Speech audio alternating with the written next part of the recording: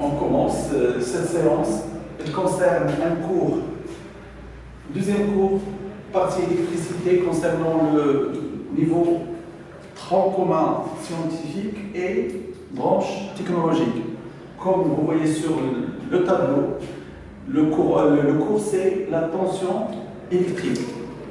La tension électrique, c'est une notion relativement difficile, mais ce qu'on va traiter dans ce cours, c'est essentiellement ce que vous avez vu au niveau au collège, plus 3 points qui sont la notion de potentiel électrique,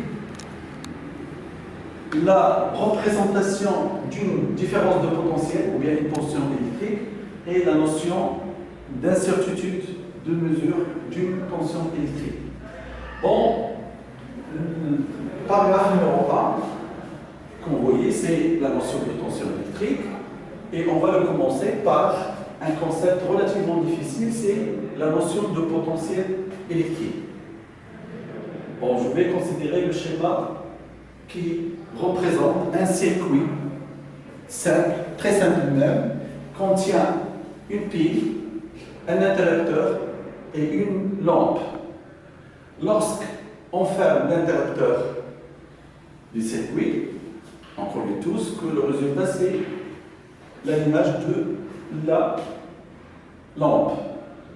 On explique l'allumage de la lampe par un passage du courant de la borne positive du générateur vers la borne négative. Le générateur pour moi c'est la pile.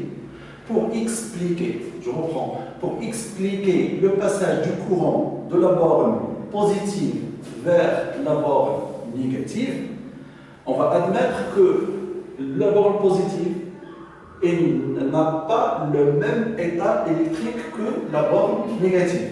C'est-à-dire, la borne positive n'est pas équivalente à la borne négative. C'est pourquoi vous devez avoir un passage du courant. Je m'explique.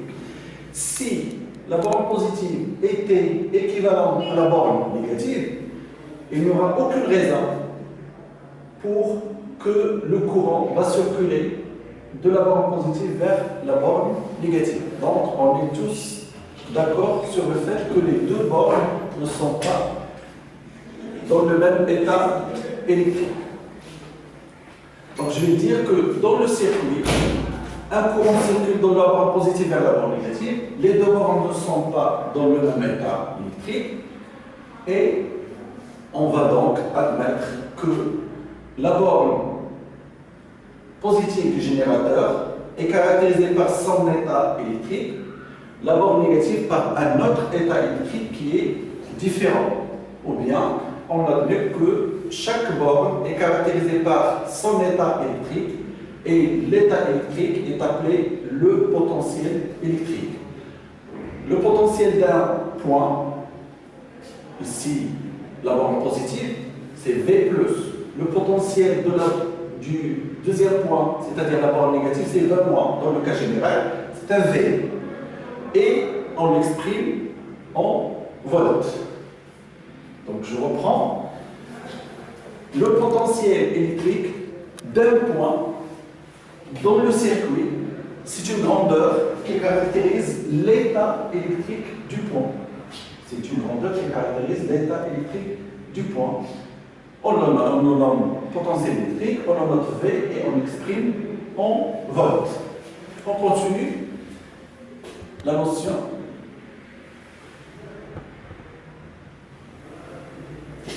par la définition de la tension électrique. La tension ici, la notion de tension, elle est très très facile comparée à la différence de potentiel. Et vous pouvez le deviner vous-même parce que dans le niveau collège, on a vu que la tension ou bien la différence de potentiel, c'est tout simplement la différence entre le potentiel d'un point et le potentiel d'un deuxième point. De manière plus arrangée, la tension électrique est la grandeur physique qui exprime la différence de potentiel en abrégé CDDP entre deux points A et B d'un circuit. la différence de potentiel entre deux points A et B d'un circuit. Et vous devez aussi savoir vous-même que cette différence de potentiel doit avoir comme unité le volt. Pourquoi? Parce que le potentiel du point A, c'est en volts, le potentiel du deuxième point de B est en volts, donc la différence de potentiel, ce sera en volts. Le symbole de la différence de potentiel, comme vous voyez ici sur l'écran, c'est UAB. L'unité, j'ai dit, c'est le volt. On reprend le schéma concernant un générateur. Dans le schéma, je vais considérer mon premier point, c'est le P, le pôle positif. Deuxième point, c'est le M, potentiel négatif. D'après paragraphe 1, le potentiel de la borne positive, c'est VP. Le potentiel de la borne négative, c'est VM. Donc, ce qu'on va appeler différence de potentiel entre P et M, c'est UPM égale VP moins VM. Maintenant, on ne s'intéresse pas à la représentation ou bien à la flèche en rouge. On va reprendre la représentation après. Donc, je résume. La différence de potentiel entre deux points d'un circuit. Notez aussi la tension entre deux points d'un circuit. C'est le potentiel du premier point moins le potentiel du deuxième. UPM, c'est VP moins VM. UAB, c'est VA moins VB. On se continue.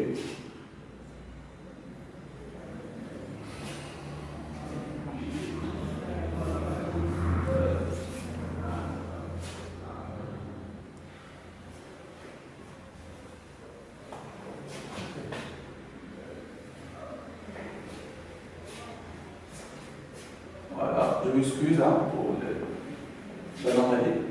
L'analogie, différence de potentiel et niveau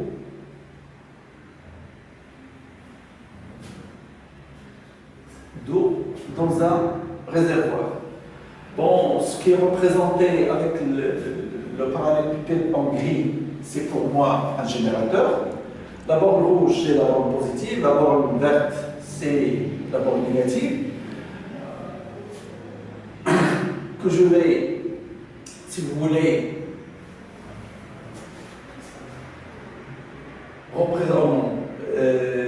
considérer ou bien faire une analogie avec un réservoir de niveau plus haut avec un réservoir dont le niveau est plus bas. Réservoir R1 ou réservoir 1, réservoir 2, les deux niveaux ne sont pas les mêmes. Logiquement, l'eau va se déplacer du réservoir plus haut vers le réservoir plus bas. Plus précisément du point qui a la hauteur la plus grande vers le point qui a la hauteur la plus basse. L'eau circule spontanément dans le sens haut-bas. Dans un circuit, le courant électrique va circuler du potentiel le plus haut vers le potentiel le plus bas, parce que le potentiel, on l'a vu avant, le potentiel de la borne positive, il est supérieur au potentiel de la borne négative. Donc, si on veut faire une analogie entre la notion de potentiel et une notion plus ou moins concrète, c'est la différence d'altitude entre deux points qui traduit analogiquement la différence de potentiel entre deux points d'un circuit. C'est juste pour plus de clarté. Bon, on continue par la notation. La notation, on l'a dit, la différence de potentiel entre deux points A et B, c'est UAB, qui est égal à VA moins VB par définition. Dans un circuit, le A c'est un point, B c'est un deuxième point du circuit. La différence de potentiel c'est UAB, c'est VA moins VB.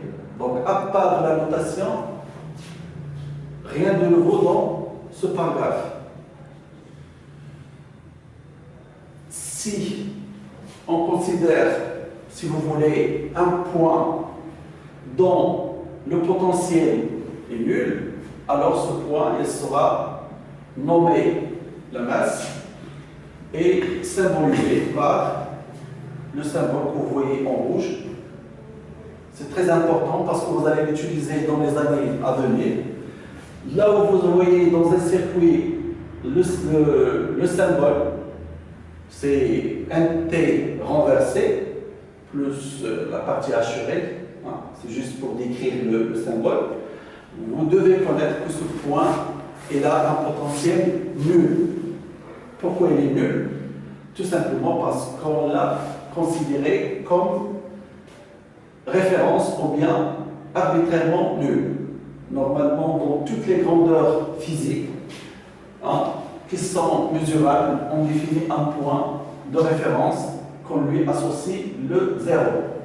Par exemple, pour définir le 0 degré C, on a choisi une température qui est la fusion de la glace.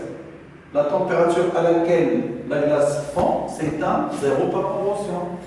Le point où le potentiel M est nul, c'est la masse. Sur le schéma, vous avez normalement deux points, 1 et 2. Et la différence de potentiel, c'est V2 moins V1. Le V2, c'est la différence de potentiel calculée par rapport à 0. C'est V2 moins 0. Le V1, c'est V1 moins 0. Donc V2 il est calculé par rapport à la masse, V2 par rapport à la masse, V1 aussi par rapport à la masse. Et V2 moins V1, donc V2 moins V1, on ne peut pas, ou la masse n'apparaît pas. Bon, on continue, toujours dans la tension et la représentation. Sur un schéma électrique quelconque, si j'ai deux points d'un circuit, le A et le B, entre A et B, il existe un appareil électrique que je vais noter D. Le potentiel de A c'est un VA, le potentiel de B c'est un VB, et on l'a dit tout à l'heure, VB c'est par rapport à 0, ou VA c'est par rapport à 0, VB par rapport à 0. La différence de potentiel, par définition, elle est représentée par une flèche dirigée de B vers A.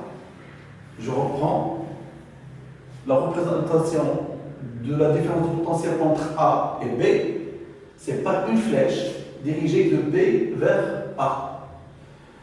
Pour mémoriser ça, c'est généralement le point pour notre programme le plus difficile, hein, parce que généralement les élèves renversent la représentation. Si on vous demande de représenter un vecteur AB, alors l'origine, ce sera A, l'extrémité, c'est B. Pour la différence de potentiel, c'est l'inverse. C'est une flèche qui est dirigée de B vers A. Donc, ce n'est pas comme le vecteur AB. Je me rappelle toujours par si le vecteur AB est représenté de A vers B, alors la tension que AB, elle est représentée de B vers A. C'est pourquoi je l'ai noté sur tableau. Hein? VA moins VB, c'est une flèche dirigée de B vers A. Là, pour le signe, normalement, je dois le signaler lorsque j'ai défini la différence de potentiel. Pourquoi? Parce que si la différence de potentiel, c'est une différence VA moins VB, une différence, elle peut être positive et elle peut être négative. Ce qui fait que AB peut être positive et elle peut être négative. Positive quand? Si VA est supérieur à VB. Négative si VA est inférieur à VB. Et c'est tout ce que je vais exposer ici. La tension est positive si la pointe de la flèche désigne le potentiel le plus élevé. L'autre bout, évidemment, il va désigner le potentiel le plus bas. La tension est négative dans le cas contraire. Autrement dit, si VA est supérieur à VB, UAB c'est VA moins VB, il est positif. UAB c'est VA moins VB. Et puisque VA supérieur à VB, alors UAB est positif. Si VA est inférieur à VB, alors UAB il est négatif. Alors, quelle est la relation entre UAB positif et UAB négatif et le courant? Ça, je l'ai résumé là, dans les deux, si vous voulez, conditions. Le courant, c'est du potentiel le plus haut vers le potentiel le plus bas. VA supérieur à VB, donc le courant c'est de A vers B. Le courant c'est de B vers A si VB est supérieur à VA. Donc je peux normalement remplacer ces deux suppositions en disant que le courant c'est du potentiel le plus haut vers le potentiel le plus bas. Je reprends. Est-ce que c'est vrai? VA supérieur à VB, le courant c'est de A vers B. VB supérieur à A, le courant c'est de B vers A. Donc ce que j'ai dit est correct. Le courant c'est du potentiel le plus haut vers le potentiel le plus bas. Autrement dit, le courant décroît les potentiels. Le courant décroît les potentiels.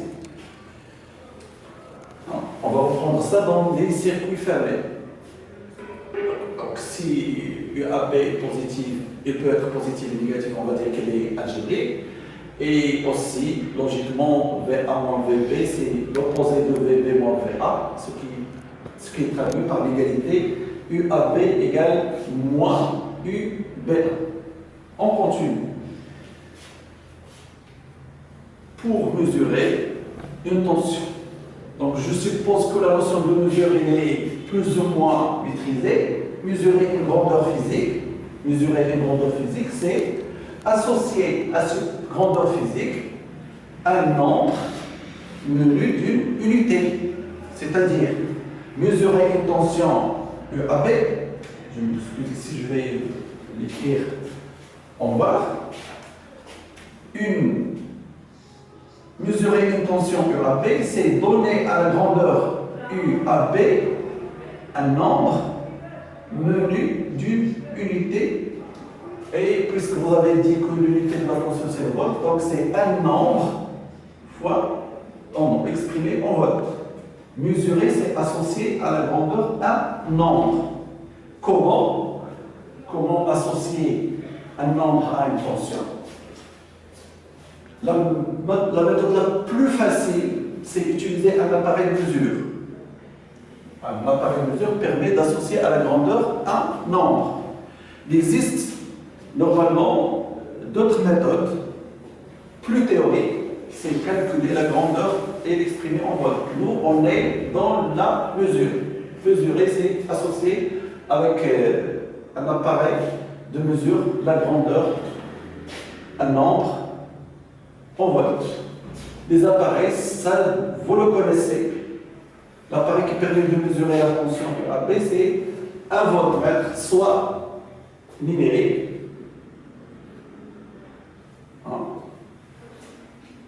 Un voltmètre numérique, c'est l'appareil que vous voyez sur l'écran, branché à un circuit avec la borne noire à un point au point B par exemple, la borne rouge au point A.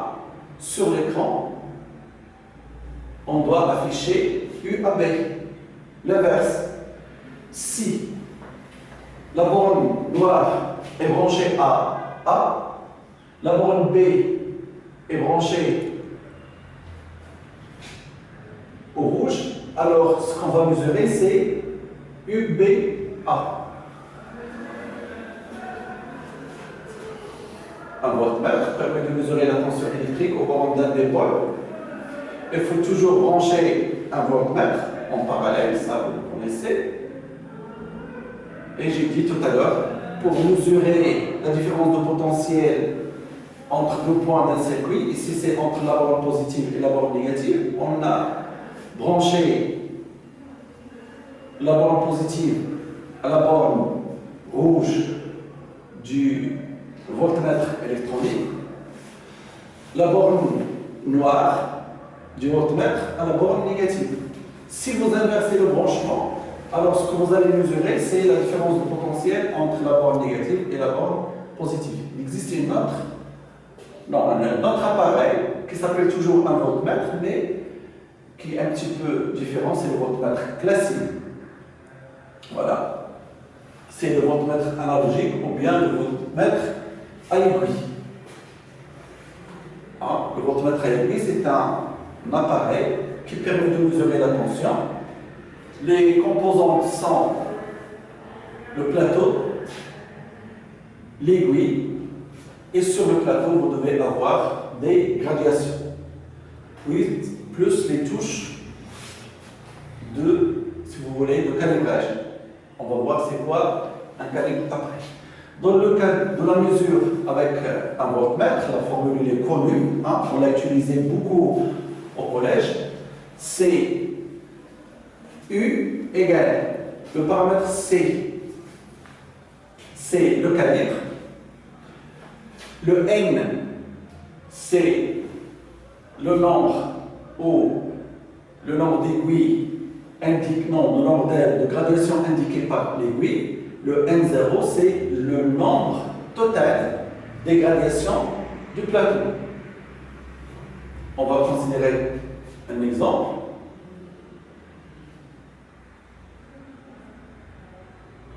Bon, je m'excuse ici. Je reprends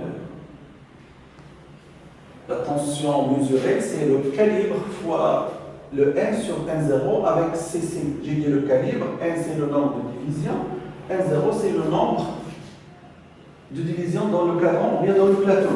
Ça c'est très théorique, parce que un calibre, vous avez plusieurs calibres en blanc, plusieurs calibres en rouge. Donc le calibre utilisé normalement ici, c'est le calibre qu'on a utilisé. Si la touche est calibre est dirigée vers le 3, c'est que le C c'est un 3. Si la touche calibre est dirigée vers 30 volts, alors le calibre ça sera 30. Le C c'est 30. Le N, c'est facile, le N c'est défini, c'est le nombre d'aiguilles indiquées, non, le nombre de gradations indiquées par l'aiguille. Le N0, c'est le nombre total de gradations sur le cadran ou bien sur le plateau. Donc, supposons qu'on a utilisé un calibre de 3 et que le nombre de gradations c'était 15 et le nombre total de gradations c'est 30. Cela veut dire tout simplement que 3 fois 15 sur 30, ça va représenter le U. Ce qui donne 3 divisé par 30, c'est 1 sur 10. 1 sur 10 fois 15, c'est 1,5 volts. 1,5 volts. Le calibre ici, c'est 3. Le nombre de divisions ou de gradations indiquées par l'aiguille, c'est 15. Le nombre de gradations sur le plateau, c'est 30.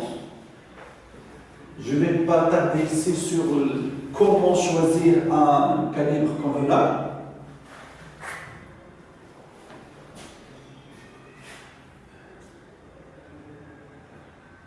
L'incertitude, là, l'incertitude, c'est un petit peu nouveau pour vous.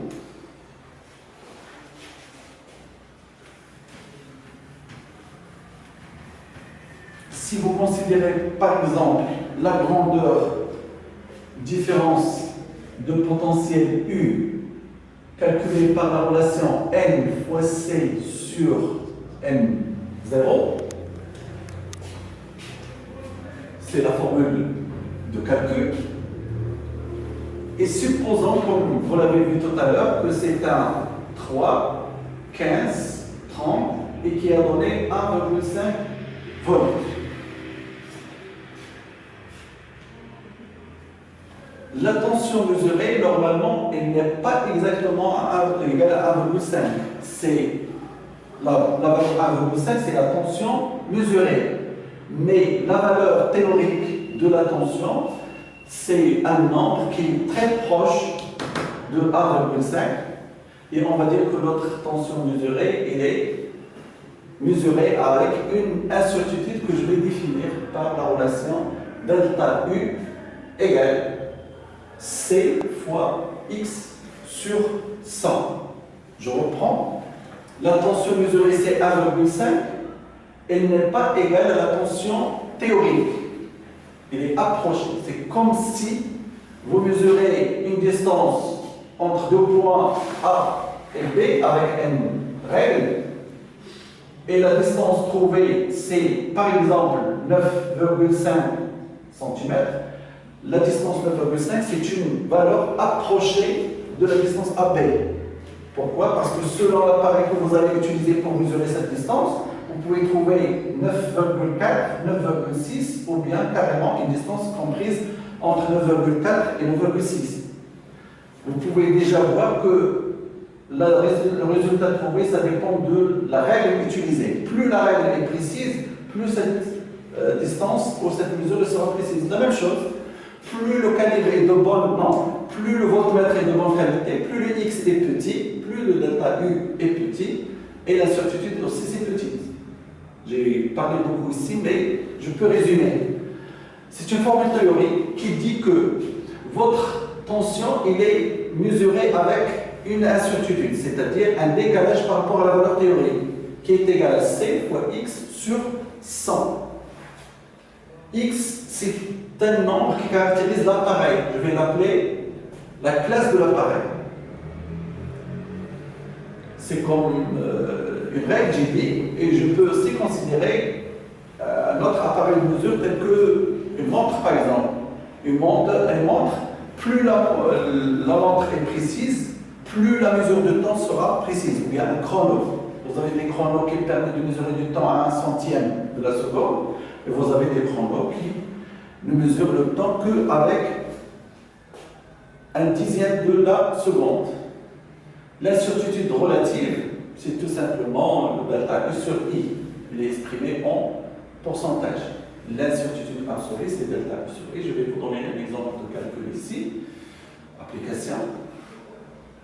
Delta U, c'est l'incertitude absolue. Le U, c'est la valeur mesurée. Je dois normalement signaler que U, c'est la valeur mesurée. Et l'incertitude relative, c'est delta U sur U fois 100. C'est un pourcentage. L'application va permettre de mieux voir ça. Un voltmètre de classe 2, de calibre 10, possède un cadran de 100 divisions, c'est-à-dire on va utiliser le cadran de 100. On mesure la tension au bord d'une pile, l'aiguille indique 60.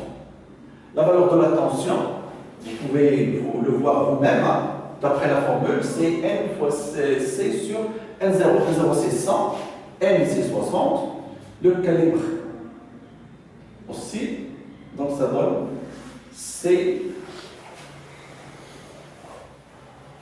N0 c'est 100. Je m'excuse ici, déterminer la valeur de la tension au bord. N0 c'est 100, N c'est 60, le C c'est 10, la tension c'est 6 volts, donc j'ai ajouté ici le C. Détermination de l'incertitude, c'est le U mesuré, c'est 6, la classe, on l'a dit, c'est 2, la classe c'est 2, classe c'est 2, le pourcentage c'est 100, c'est delta U, c'est un 0,2. Delta U sur I, c'est 0,2 qui divise 6, c'est 0,0. Non, 0,033. Ou bien, ça, c'est l'incertitude absolue. Ici, c'est l'incertitude relative. En pourcentage, c'est 3,3. Ici, c'est delta U sur I.